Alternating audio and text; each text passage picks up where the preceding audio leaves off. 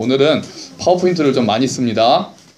보시면서 좀 같이 도움이 됐으면 좋겠네요. 우리 시작하기 전에 우리 주보에 제가 영성 있는 부모의 10계명이라는 글을 한번 실었습니다. 우리 한번 같이 영성 있는 부모는 이래야 하는구나 이렇게 하는 마음으로, 두렵고 떨리는 마음으로 한번 읽어보도록 할까요? 시작. 자녀 양육은 부모의 영성을 빚는 하나님의 방식이다. 2. 희생의 계절을 즐거이 맞이하라. 3. 자녀를 전능자의 그늘에 숨겨라. 4. 자녀에게 죄를 미워하는 본을 보이라. 5. 천국을 사모하는 자녀로 양육하라. 6. 은밀한 집에서 자녀를 함부로 대하지 말라. 7. 부모를 성숙시키는 까다로운 자녀로 인해 감사하라. 8. 판단하기를 멈추고 사랑하기를 시작하라. 9. 은혜 진리의 균형을 유지하라. 10. 자녀에게 삶의 본을 남기라. 좋죠? 자, 여기 보시면 6번에요. 6계명에 은밀한 집에서 자녀를 함부로 대하지 말라는 의미는 공개적인 데서는 좀 이렇게 잘하면서 다른 사람들이 보지 않는 집에 가서는 함부로 대하지 말아라, 이런 뜻입니다. 은밀한 곳이라는 것이 뭐 이렇게 다른 사람들은 안 볼 때 잘해라 뭐 이런 말이죠. 예, 그런 의미입니다. 은혜와 7번 부모를 성숙시키는 까다로운 자녀로 인해 감사하라. 참 어려운 감사네요. 그렇죠? 네, 자녀에게 삶의 본을 남기라. 참 늘 무거운 말씀입니다. 자, 오늘 가정의 질서라는 제목으로 말씀을 전하려고 하는데요. 하나님은 무질서의 하나님이 아니시라 질서의 하나님이시고 화평의 하나님이십니다. 하나님이 질서의 하나님이시다라는 말씀은, 얘들아 왜 너희 같이 앉아있니? 라야, 너 네 자리 와서 앉아야지. 이래야 목사님 봐야지. 똑바로 앉아서 목사님 봐야지. 그렇지. 자, 어떻게 동생이 잘 돌봐. 자, 하나님이 질서의 하나님이시라는 걸 보면 뭐를 보면 제일 잘 나타날까요? 뭐를 보면 제일 잘 알 수 있을까요? 하나님은 질서의 하나님이시다. 자연을 보면 제일 잘 알 수 있습니다. 봄, 여름, 가을, 겨울, 그리고 이 지구가 돌고 우주가 또 봄이 오면 꽃이 피고 겨울에 눈이 내리고 또 새싹이 나고 또 익어가고 또 우주 정말 전체 태양 모든 은하계들이 잘 질서정연하게 또 궤도를 가지고 또 돌고 있는 모든 모습을 봤을 때 하나님이 질서의 하나님이시다라는 것을 우리가 잘 알 수 있는 거죠. 근데 마찬가지로 그 질서의 하나님께서 인간을 만드시고 인간 세계에도 하나님께서 그래서 질서, 권위, 순종 같은 것들을 중요하게 생각하십니다. 이 부분이 지금 하나님을, 그러니까 권위를 무시하고 순종이라는 단어를 싫어하는 우리들하고는 좀 많이 부딪히는 대목들이 생기는 거예요. 이전에, 그래서 한국에서는 더군다나 권위, 순종이라는 말이 보통 어디에 기반합니까? 가부장적 유교 문화에 기반이 되어 있어서 하나님의 권위를 이야기를 하기가 굉장히 어려워졌습니다. 왜냐하면 물론 유교에서 있었던 가부장적인 문화나 권위의 문화가 다 나쁜 건 아니지만 그것들이 잘못 왜곡된 형태로 많이 있었기 때문에 다시 권위를, 하나님 앞에서의 권위 순종을 이야기할 때 반감이 먼저 드는 경우가 많은 거예요. 교회 안에서도 마찬가지입니다. 유교 문화가 정말 평등한 형제 자매나 이런 것들을 많이, 목사가 직분인 것처럼, 목사가 물론 직분이지만 계급인 것처럼, 그래서 서리 집사 다음에는 뭐 집사로 승진하고 장로님으로 승진하고 이런 것처럼 생각하는 것들이 정말 잘못된 거거든요. 그런 것들이 교회 안에서 잘못 이루어지는 경우가 많아서 권위, 순종, 또 요즘은 뭐 남녀 평등, 또 자녀들도 이제 뭐 다 합리적으로 또 이렇게 친절하게 돼야 되고 이런 얘기들이 많이 나오는, 또 얼마 전에 자녀를 학대를 하면은 뭐 아동 학대 방지법이라는 게 있는데, 얼마 전에 제가 직접 확인은 못했는데 신문에 뭐라고 났냐면 그 교육청에서 그 학교에서 그 학교 가정통신문을 집으로 보냈는데요. 아이들에게 상해를 가하면 뭐 그게 다 학대다 이렇게 돼 있어요. 그래서 매를 대는 것 자체를, 학대를 전에는 학대라고 돼 있어서 사실은 뭐 회초리로 아이를 징계하는 것이 학대다 이렇게 해석의 여지가 있었는데 이제는 상해를 가하면 학대다 이런 식으로 지금 법이 바뀌고 있다는 얘기를 들었어요. 그래서 지금 반발하고 있습니다. 성경하고 많이 달라진 거죠. 그래서 교회에서 이런 이야기들 할 때 구시대적인 이야기라고 하고 뭐 남편과 아내와의 관계 이런 얘기들을 할 때 뭐 이거는 뭐 너무 전근대적이다 이런 이야기들을 하는데 그들은 그런 이야기를 하더라도 상관이 없습니다. 우리는 말씀을 따르는 자들이죠. 사회 문화를 따르는 자들이 아니에요.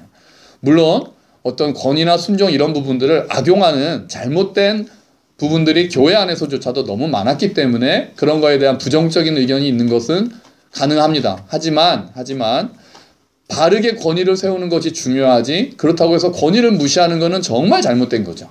정말 잘못된 거죠.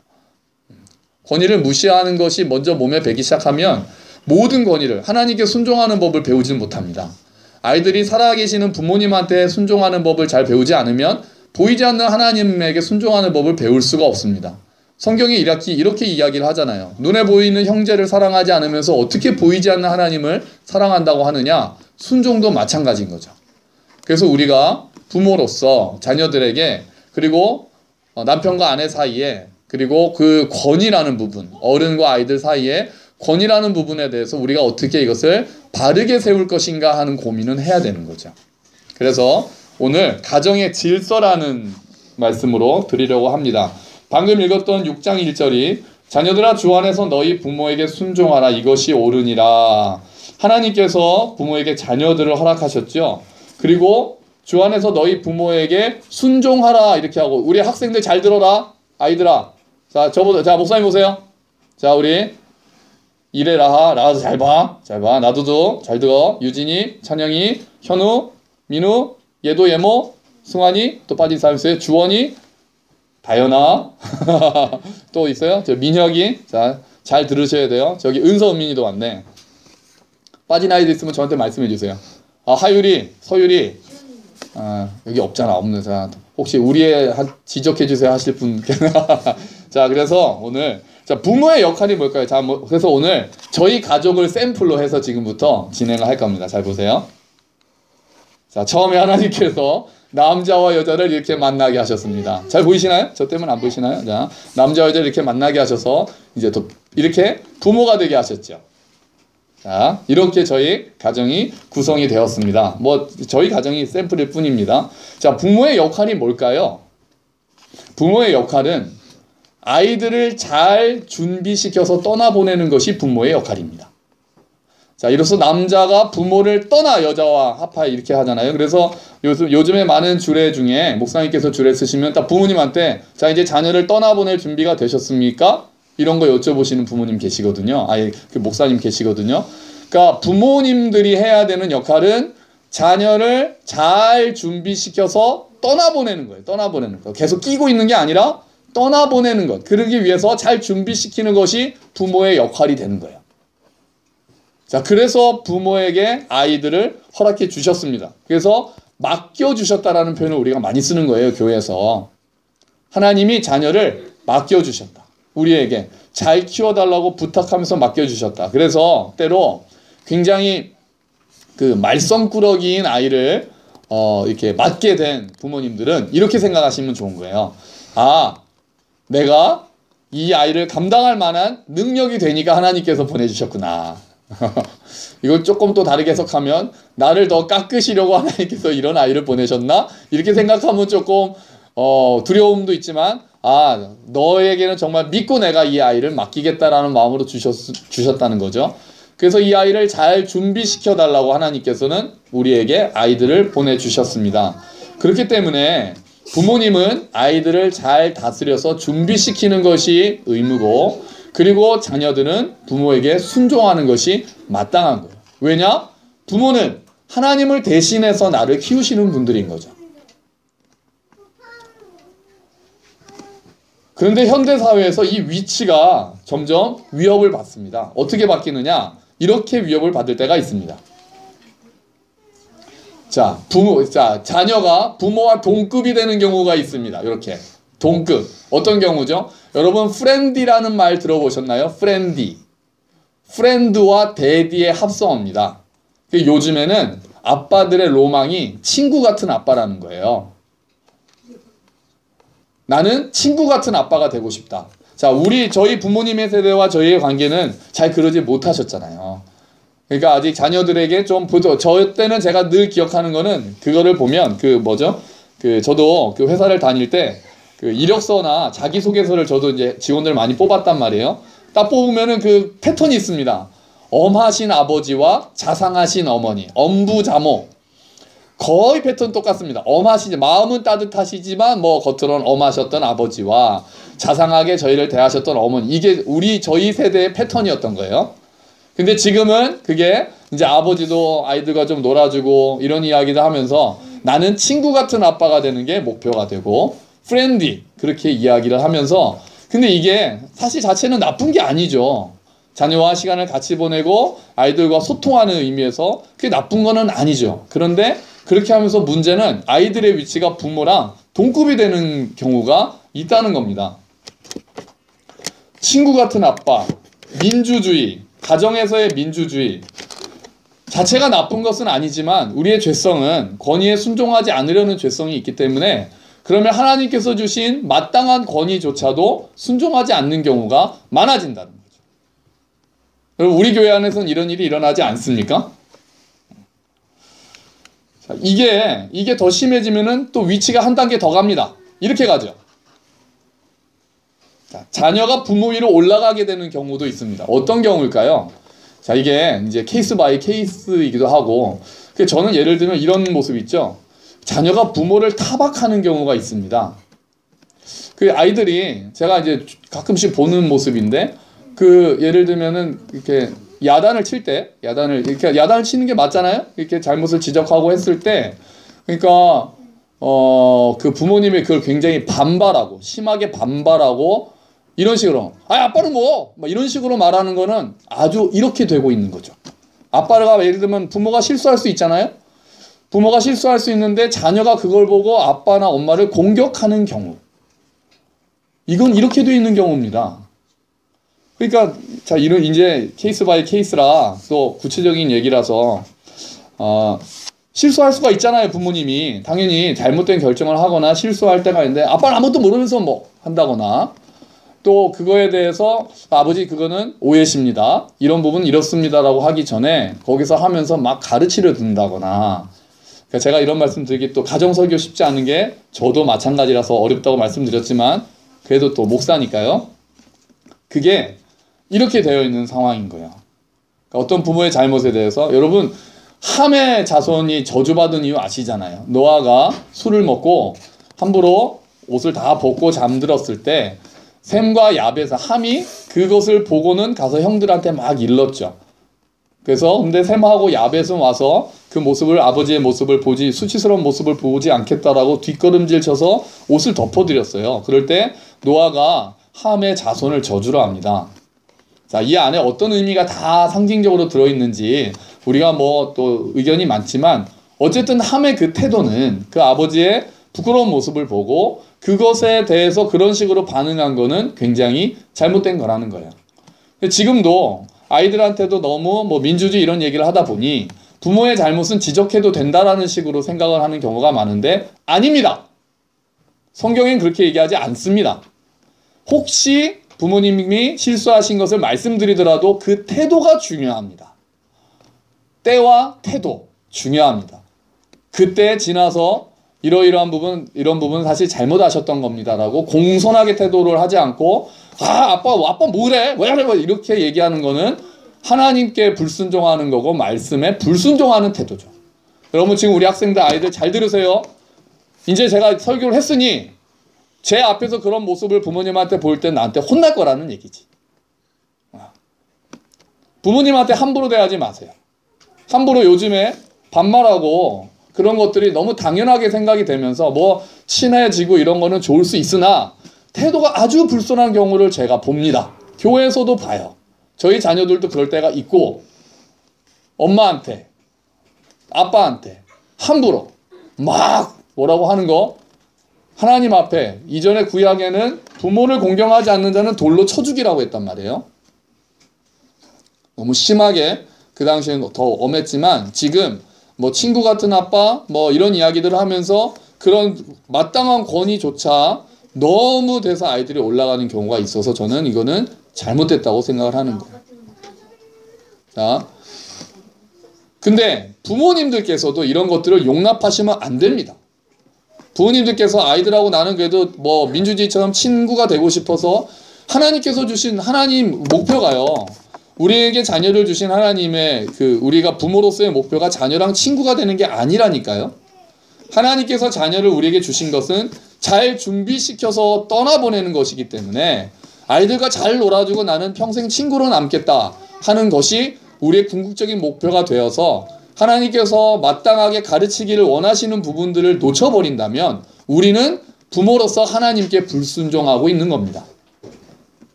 전에 저희 아내가 이제 홈스쿨링 같은 거를 막 열심히 할 때 거기서 항상 얘기하는 게 첫 번째 이런 거였어요. 이래야 라하야. 앉아서 목사님 보세요. 뭐였냐면은 이렇게 하더라고요. 처음에 부모가 이런 거다라고 한 다음에 자녀한테 가서 용서를 비는 게 처음이었습니다. 저 좀 신기했어요. 뭐라고 용서를 비냐면은 예를 들면 이제 저희 아들 현우야 민우야, 하나님께서 현우 민우를 아빠 엄마한테 보내주신 것은 너희를 잘 하나님을 경외하는 아이로 키워달라는 하나님의 뜻이었는데 엄마가 이때까지 그 말씀에 불순종했던 것 같아. 그래서 너희들을 하나님의 뜻대로 키우는 게 뭔지도 잘 모르고 너무 잘 못 키웠던 것 같다. 미안해. 용서해다오. 이제부터는 나는 하나님의 말씀에 따라서 너희들을 키우려고 할 거야. 이렇게 하고 이게 시작점이었어요. 자녀들한테 미안하다고 사과하고 용서를 구하는 거예요. 이때까지 내가 하나님의 뜻대로 자녀를 키우는 게 너무 뭔지 몰라서 그냥 키웠다라는 거를 사과하라. 그렇게 하고 시작하라는 거예요. 그래서 그때까지 때리지 않았다가 그 뒤로 이제 회초리를 들고 그런 것들이 먼저 기점이 있었다는 거죠. 자, 반드시 뭐 때리세요 뭐 이렇게 이야기는 하지 않겠습니다. 그런데 어쨌든 순서가 이렇게 되어 있다면 잘못된 거죠.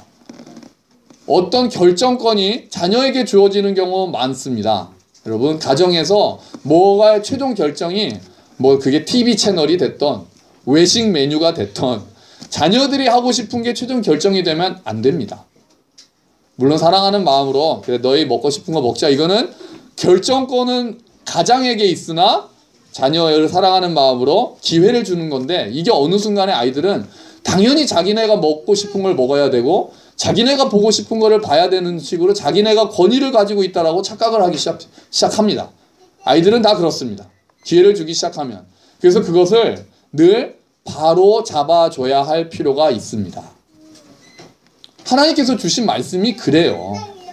아이들을 사랑하는 것과 권위를 아이들에게 주는 것과는 다른 겁니다.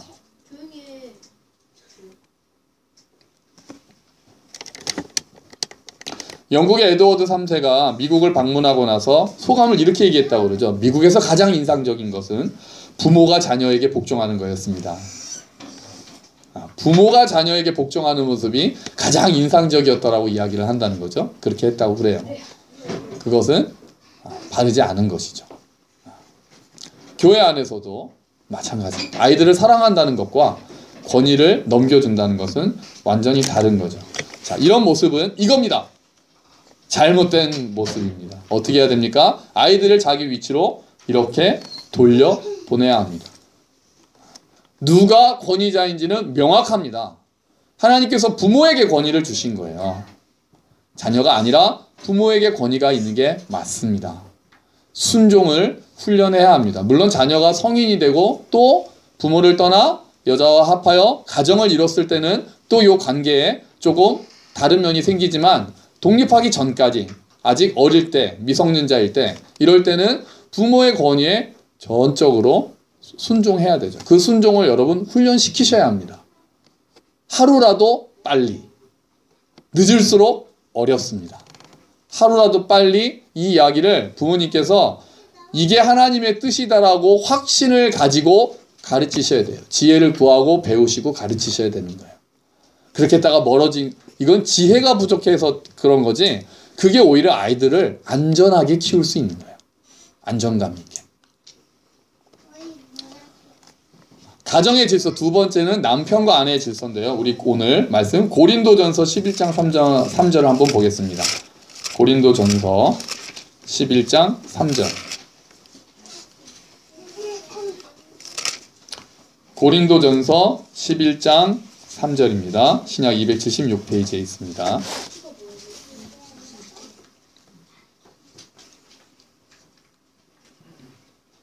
자, 고린도전서 11장 3절 같이 읽겠습니다. 시작. 그러나 나는 너희가 알기를 원하노니 각 남자의 머리는 그리스도요 여자의 머리는 남자요 그리스도의 머리는 하나님이시라. 아멘. 자, 이렇게 부모와 자녀의 권위의 문제가 바로 잡힌 다음에 그 다음에 우리가 나아갈 부분은 남편과 아내의 문제죠. 자, 이렇게 됩니다. 자, 요게 바로 잡힌 모습입니다. 자, 하나님께서 부부 사이에 질서를 주셨습니다. 남자를 방금 여자의 머리는 남자다. 그럼 여자의 머리가 남자라는 건 무슨 뜻일까요? 남자가 이런 설교를 하려니까 좀 죄송하긴 하지만 죄송하지 않아요. 다음에 또 오히려 제가 더 어려운 역할을 맡은 겁니다. 자, 남자가 여자의 머리라는 말은 권위의 개념이 있죠. 머리라는 말은 권위의 개념이 있습니다. 물론 조심해야 될 것은 이게 어떤 우열을 따지거나 차별을 말하는 건 아닙니다. 복음 안에서, 예수 그리스도 안에서 남자와 여자는 다 같아요. 차별이 없거든요. 차별이 없습니다. 그러나 하나님께서 질서의 면에서 권위를 주신 거예요. 권위를 주셨어요. 그러므로 아내는 남편의 권위를 존중하는 것이 마땅합니다. 마음에 들지 않는 부분이 있죠. 당연히 있죠. 어디가 없겠습니까? 더군다나 교회 안에서는 또 보통 아내가 신앙이 더 좋은 경우들이 좀 많잖아요. 그러다 보니까 이런 부분이 더 부딪히는 경우가 있죠. 그래도 남편의 권위를 존중하는 것이 마땅한 거예요. 이게 마땅한 거예요. 하나님께서 주신 질서가 그렇습니다. 남편을 인정하고 남편의 권위를 존중하고 존경하는 것. 자, 이렇게 되면은 남자가 좋을 것 같으신가요? 근데 남자가 더 안 좋습니다. 뭐 아예 안 좋다고 말씀드리긴 그렇고요. 남자에게는 대신에 뭐가 주어집니까? 책임이 주어집니다. 이게 사실은 더 무거운 게 되는 거예요. 권위가 주어지는 만큼 남성에게는, 가장에게는 책임이 주어지는 거예요. 자녀를 잘 준비시켜서 독립시키는 것이 부모의 책임이었던 것처럼 아내가 남편의 권위를 인정하고 존중할 때는 남편은 그 아내를 책임져야 하는 그 역할이 남편에게 주어진다는 거죠.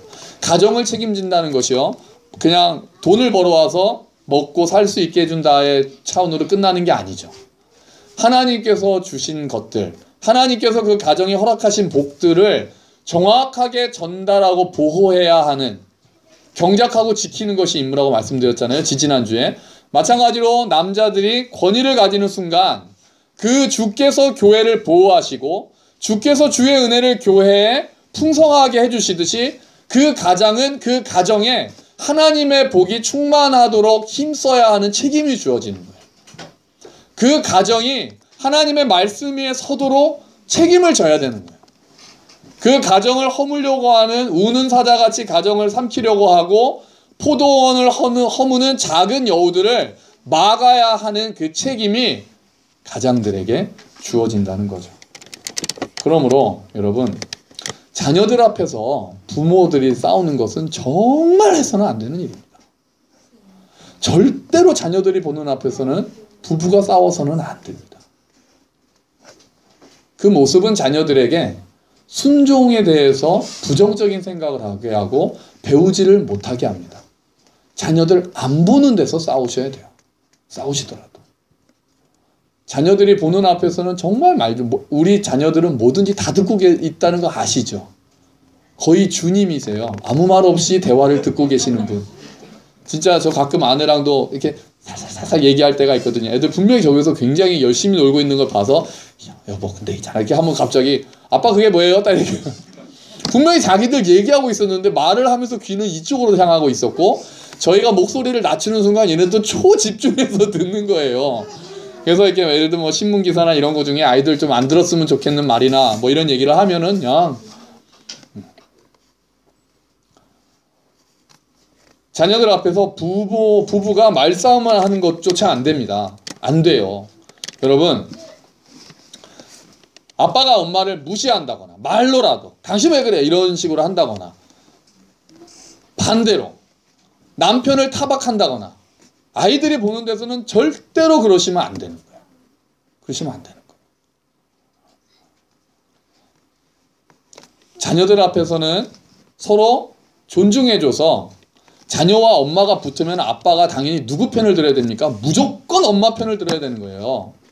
자녀 편을 들면 안 돼요. 자녀 편 들어가지고 아예 당신 그러면 안 되지 이런 식으로 얘기해도 안 되고, 반대로 엄마가 아빠 편을 안 들고 아 당신 이렇게 하면 안 되는 거죠. 최소한 그 자리에서는 무조건 아빠 말씀이, 아빠 그러셨으면 아빠 말씀에 순종하렴, 아빠는 엄마가 그렇게 말씀하셨으면 엄마 말씀에 순종하렴이라고 무조건 그렇게 말씀하셔야 되는 거예요. 근데 그게 좀 봤을 때 좀 남편이나 아내가 그거는 좀 자녀에게 좀 심했다 하면 나중에 얘기를 해야 되는 거예요. 제가 대한항공 다닐 때는요, 어떤 일이 가장 문제가 있는지 아십니까? 지금은 좀 많이 변했더라고요. 짐을 많이 가지고 가는 그 승객하고의 싸움이 굉장히 심각했습니다. 그 당 제가 있을 때 20kg가 그 넣을 수 있는 짐의 한계인데요. 이제 그게 1kg마다 짐이 초과될 때마다 돈이 붙습니다. 뭐 일본은 1kg가 초과되면 뭐 3,000원인가 붙고, 근데 저기 막 유럽을 가면은 1kg가 초과되면은 24,000원이었어요 그 당시에. 근데 어떤 학생이 딱 나옵니다. 손님이 나와서 짐을 딱 올려놓는데 30kg다. 원래 20kg잖아요. 그럼 10kg면은 20만 원을 더 내야 되는데 그걸 누가 냅니까? 그럼 이제 거기서 얘기하면은 막 짐을 빼가지고 또 막 줄이기도 하고, 보통은 뭐 지난번엔 30kg까지 해줬는데 왜 그러냐, 뭐 역시 뭐 막 이런 식으로 막 싸움이 많이 신경이가 나는데요. 저희 그 전설 같은 차장님이 한 분 계십니다. 그러니까 그 저희가 그 대한항공에서 일을 하면 손님하고 제가 이렇게 얘기를 하잖아요. 그러면 매니저가 있습니다. 플로어 매니저가 있어요. 그럼 뭐 이렇게 문제가 생겨서 해결이 잘 안 되면은 부장님, 그러면 매니저가 와서 무슨 일입니까? 하면서 손님과 저의 이야기를 듣고 해결을 해주는 역할을 플로어 매니저가 합니다. 근데 이런 경우가 있었습니다. 손님하고, 그때 신입사원들은 또 얼마나 그 규정에 대한 마음이 또 단단합니까? 20kg. 내가 진짜 사실 그 20kg 그 초과돼서 돈을 낸다고 저한테 내는 것도 아니고 회사에 들어가는 거잖아요. 근데도 그때 얼마나 이 막 그 의의가 가득해서, 예를 들면 딱 왔단 말이에요. 오셨는데 30kg다. 손님 안 됩니다. 30kg 너무 많습니다. 짐을 줄여주시죠. 지난번에는 됐는데 왜 안 되냐 막 이렇게 됐단 말이에요. 제가 겪은 일이 아니었습니다. 막 이렇게 붙었습니다. 이제 붙었다 이러면 그냥 이제 싸움이 시작이 됐습니다. 하다 이제 안 되니까 부장님 딱 매니저 부르겠습니다. 그럼 매니저 불러라겠다. 매니저가 왔습니다. 와가지고 무슨 일이야? 저희 10kg 초과하셨는데 여기서 자꾸 우기십니다. 그랬더니 이 매니저가 딱 듣더니 해드려. 그리고 가요. 그냥 해드리면 되지 뭐. 그리고 그냥 가요. 그러면은 이제 여기 서 있던 신입사원은 어떻게 됩니까? 이 손님은 뭐라 그래요? 뭐라 그냥 그 아저씨가 잘 몰라서 그래. 이런 식으로 나오고 이 사람 속에 분노가 쌓여요. 옳거든요. 규정이 20kg였으니까 20kg가 맞는데, 나는 그래도 나름 규정대로 하겠다고 막 손님하고 싫은 소리 들어가면서 이렇게 했는데 와가지고 기껏해서 해드려. 그리고 빠져버리면 그리고 제가 뭐가 됩니까? 제가 뭐가 돼요? 속으로 이제 어떻게 하겠어요? 다시는 내가 이제 그런 거 가지고 뭐라고 안 한다 뭐 이렇게 되는 거예요. 그랬는데 저희 대한항공 그 카운터의 역사에 길이 남는 두 분의 부장님이 계세요. 두 분의 부장님이 전설이 두 분이 계세요. 근데 그 중에 한 분이 어떤 분이셨냐면은 똑같은 일이 발생했습니다.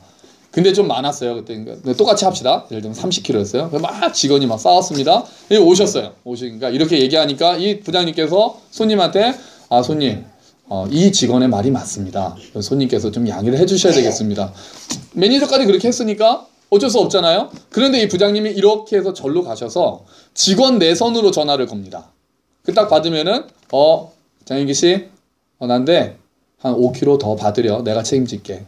다 이렇게 하는 거예요. 그러면 딱 끊고 그리고 제가 손님 그러면 이제 5kg 더 해드리겠습니다. 멋지지 않습니까?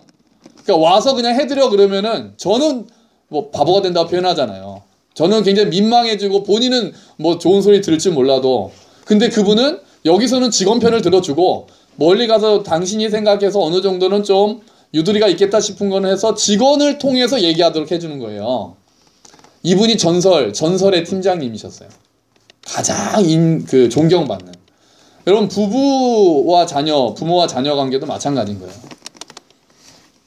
거기에서 아이들이 보는 앞에서 바로 아이들 편을 들고 남편이나 아내를 타박을 한다거나 그렇게 돼서 그 위신을 깎아버리면 안 되는 거죠. 실수를 했더라도 그 자리에서는 편을 들어주고 세워주고, 그리고 나서 나중에 따로 아까 여보 이런 거는 당신이 오해한 거야, 이런 거는 그러면은 본인이 가서 좀 아까는 아빠가 좀 잘 몰랐구나 하고 푸는 것도 이렇게 해야 되는데, 여기서 엄마가 애들 편을 든다거나 아빠가 애들 편을 들어서 상대를 권위를 낮추면 그 사람이 가고 나서는 이제 권위가 세워지지 않는 거죠. 질서가 잡히지 않는 거예요.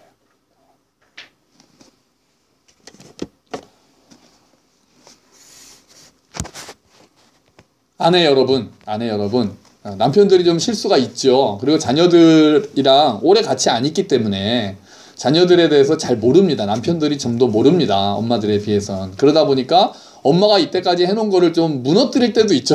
남편만 오면 애들이 흩어지는 경우가 있잖아요. 그렇다고 해도 애들 앞에서 그거에 대해서 얘기하시면 안 됩니다. 그건 나중에 따로. 그 바로는 절대로 그런 얘기 하시면 안 됩니다. 자, 남편 여러분, 아내들은 늘 아이들과 더 많이 오랜 시간을 싸우고 있기 때문에 이미 그 잡아놓은 게 있습니다. 틀이. 근데 남편들이 보기에 너무 엄하다고 생각하거나 이래서 그 엄마가 있는 데서 에이 당신 너무 심한 것 같아, 이런 말씀 절대로 하시면 안 되는 거예요. 부부는 서로 세워줘야 돼요. 남편이 아니라 내 편이 돼야 되는 거죠. 아이들 편이 아니라. 그거는 나중에 교정할 것들은 나중에 따로. 절대로 아이들 앞에서는 부모의 권위가 서야 하고, 특별히 남편의 권위에 순종하는 법도 아내들은 인정을 해야 된다는 것이죠. 그런데 이게 마무리는 아닙니다. 가정의 질서의 완성은 바로 이분에게 있습니다. 예수 그리스도께서 가정의 주인이 되십니다. 조직도의 완성은, 가정의 질서의 완성은 이렇게 될 때 그리스도인의 가정이 되는 거죠. 모든 가정은 그리스도의 통치에 순종해야 합니다. 다시 아까의 말씀을 다시 반복한다면, 여기서 남편은 그렇다면 하나님의 통치를 가정에 대변해야 되는 책임이 있습니다. 그리고 부모는 하나님의 다스림을 자녀들에게 보여주고 그것들을 실현해야 되는 책임이 있는 거죠. 그러니까 가정을 영적으로 지키는 것은 남편에게 가장 큰 책임이 주어집니다. 남편에게요. 예를 들면 엄마는, 그래서 어떤 그 신학자가 왜 하나님께서 가정의 머리를 여자가 아니라 남자로 하셨을까로 했을 때, 여자들은 좀 더 자녀 편이 되는 경우가 많아서 그런가? 라고 생각을 했다고 그러더라고요. 시험 기간입니다. 내일 시험이에요. 엄마는 학원에 보내려고 합니다. 그거를 아빠가 막아야 되는 거예요. 아빠가 막아야 돼요. 아빠가 예배 드려야지. 무슨 학원이냐. 이게 만약에 반대가 아빠가 학원 가라 이렇게 되면 굉장히 어려워집니다. 상황이. 머리가 머리답지 못해지면 굉장히 어려워집니다. 다음 주엔 그거에 대해서 설교하려고 그러거든요. 머리가 머리답지 못할 때 문제들. 그건 굉장히 어려워져요. 근데 보통은 좀 안 그러니까. 보통 엄마들이 자녀에 대해서 좀 이렇게 더 그러니까 제가 좀 편하게 말씀을 드리는데, 뭐 이런 거에 대해서 어떤 부분에 아빠들은 어떤 것이 하나님의 뜻인지에 대해서 더 민감하게 알고 딱 테두리를 쳐주고, 엄마는 거기에 순종해야 되는 거예요. 아, 내일이 시험이고 어느 집도 다 가고 다 가는데 교회 한번 빠지면 뭐 하나님 계시나 안 계시, 하나님 그렇다고 뭐 번개네, 이런 얘기 엄마들이 하시면 안 돼요. 아빠가 예배 드려야지 딱 결정해 주시고, 그럼 엄마는 네, 그렇게 돼야 되는 거예요. 이게 바른 순서가 되는 거예요. 여기서 반대로 엄마가 다 교회 가자는데 아빠가 야 교회는 왜 가, 내 시험이, 이렇게 되면 굉장히 이제 문제가, 가정의 문제가 이게 풀기 어려운 문제로 가는 거예요. 머리가 흔들려 버리면은, 몸이 흔들리면 머리가 바로 잡히면 되잖아요. 근데 머리가 흔들리면, 그래서 여러분, 형제 모임 해야 됩니다. 하나님의 뜻에 맞도록 가정을 어떻게 이끌고 나가는지에 대해서 우리가 배워야 돼요. 그리고 고민하고, 이게 또 이론적으로 배우는 거랑 실제적으로 나에게 부딪히는 문제가 너무 다양하게 다르기 때문에 남성 모임이 굉장히 중요한 거예요. 어떻게 하는 게 정말 하나님의 뜻에 맞도록 가정을 이끄는 것일까? 이런 것들을 고민해야 되거든요. 왜냐하면 하나님의 은혜가 나를 통해서 내려간다고 생각해 보세요. 아빠를 통해서 하나님의 축복이 내려간다고 생각해 보세요. 얼마나 중요합니까? 엄마를 통해서도 내려가지만 아빠가 바로 섰을 때 하나님이 주시려고 약속하셨던, 자녀들에게 주시겠다고 약속하셨던 그 축복들이 머리가 바로 섰을 때, 아버지들이 바로 섰을 때 그 아버지들을 통해서 자녀들에게로 내려가는 영역이 많다는 거예요. 그러니 형제 모임 하자고요. 네? 하고 우리가 약하니까 배우고 기도하자고요. 매달리고 하나님한테 지혜를 달라고. 그 우리가 흔들리면 안 되는 거예요. 남자들이, 우리 형제들이 흔들리면은 안 되는 거예요.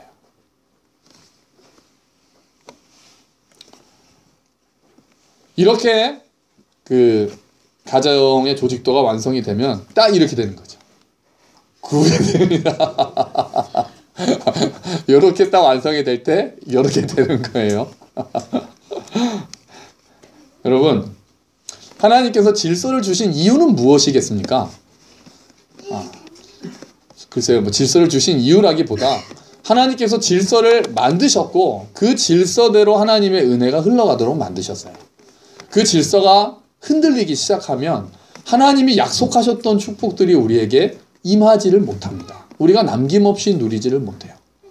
하나님께서 통로들을 정해 놓으셨고 하나님께서 그 과정들을 다 계획을 해 놓으셨는데 그 과정들이 중간중간에 다 막혀 있다면 그 하나님의 은혜의 축복이 어떻게 다 자녀들, 우리가 그렇게 사랑하는 자녀들에게로 흘러내려가겠습니까?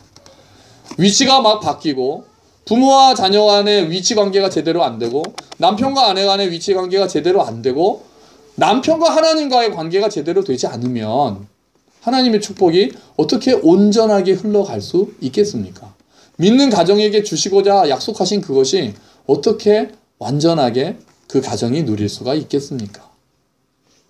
그러므로 우리가 이 질서를 잘 알고 머리로 올라갈수록 책임감을 가져야 합니다. 예수님께서는 이 질서의 책임 때문에 자기의 몸을 내어주시면서 교회를 사랑하셨습니다.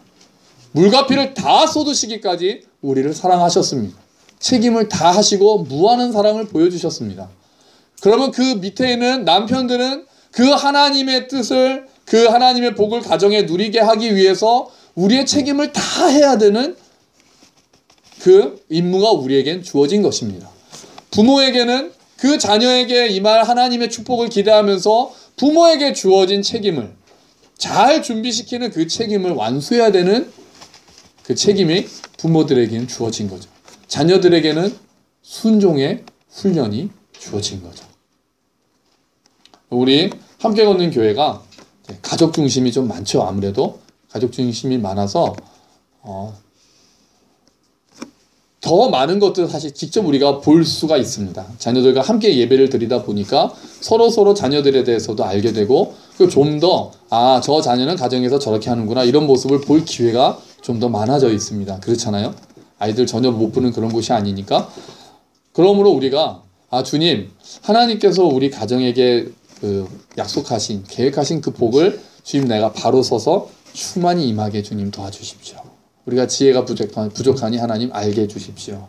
그렇게 우리의 머리 대신 예수 그리스도의 지혜를 우리가 품도록, 우리의 머리 대신 그 예수 그리스도의 사랑을 우리가 품도록, 우리가 흔들리지 않고 바로 서서 하나님께서 약속하신 그 축복을 온전히 남김없이 우리 가정이 누리게 되기를 주의 이름으로 축원합니다. 아멘. 우리 같이 기도하겠습니다.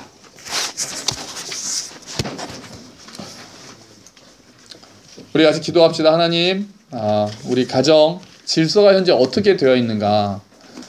혹시 자녀들이 옆으로 와 있거나 위로 가 있는 것을 용납하면서 부모가 서로의 권위를 세워주는 것을 혹시 소홀히 했다거나, 또는 남편과 아내 간의 질서가 좀 잘 못 잡혀 있다거나 그런 부분은 혹시 없습니까?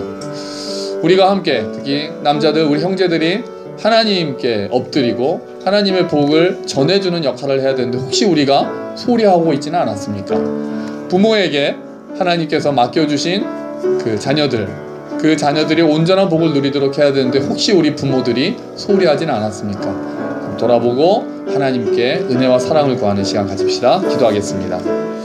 아버지 하나님,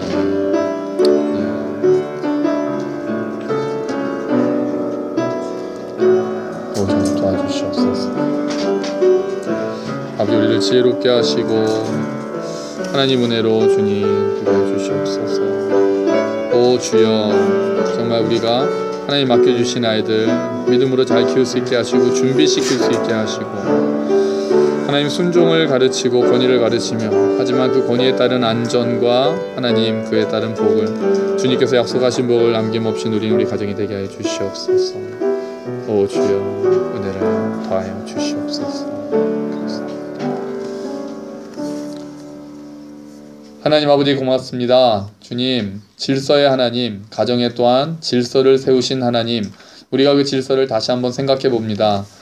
남편을 아내의 머리로 만드셨고, 또한 부모를 자녀의 권위자로 만드셔서 하나님의 은혜가 흘러가도록 계획하신 주님, 우리가 그 질서들을 어긋나게 하여 혹시 우리가 누리지 못하는 복들이 있는지 우리가 다시 한번 돌아봅니다. 하나님, 우리가 먼저 예수 그리스도의 머리 되심에 복종하는 자들이 되기를 원합니다. 우리 가정이 그렇게 하나님 앞에 엎드려 하나님의 복을 남김없이 누릴 수 있게 하시고, 그 책임을 맡은 남편, 그리고 그 책임을 맡은 부모님들이 하나님 은혜 앞에 엎드려 그 하나님께서 주시는 지혜와 사랑으로 아이들을 키우고, 또 남편은 아내를 사랑하고 아내는 남편의 권위를 존중하며 자녀는 부모의 권위를 존중하고 순종하는 일들이, 그래서 하나님께서 주신 풍성한 은혜를 누리는 가정들이 될 수 있도록 주여 은혜를 베풀어 주시옵소서. 감사합니다. 주님, 이 모든 말씀 예수 그리스도의 이름으로 기도합니다. 아멘. 감사합니다. 우리 다 같이 일어나셔서 사철의 봄바람 불어입고 함께 찬양하시겠습니다. 봉헌하시겠습니다.